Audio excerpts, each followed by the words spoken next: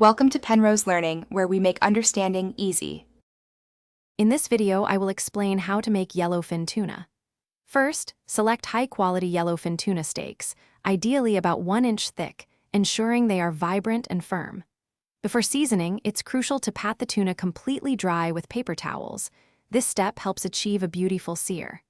Then, season both sides generously with sea salt, freshly ground black pepper, and a light brush of olive oil. This simple preparation enhances the tuna's natural flavor and prepares it for cooking.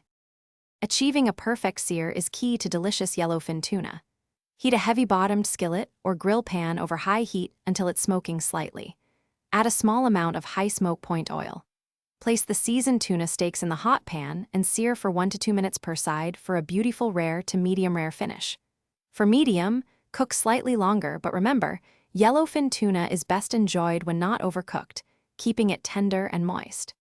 Elevate your yellowfin tuna with complementary flavors. A quick lemon herb sauce made with fresh lemon juice, chopped parsley, and a drizzle of olive oil brightens the dish beautifully. For sides, roasted asparagus or a crisp green salad offer a refreshing contrast.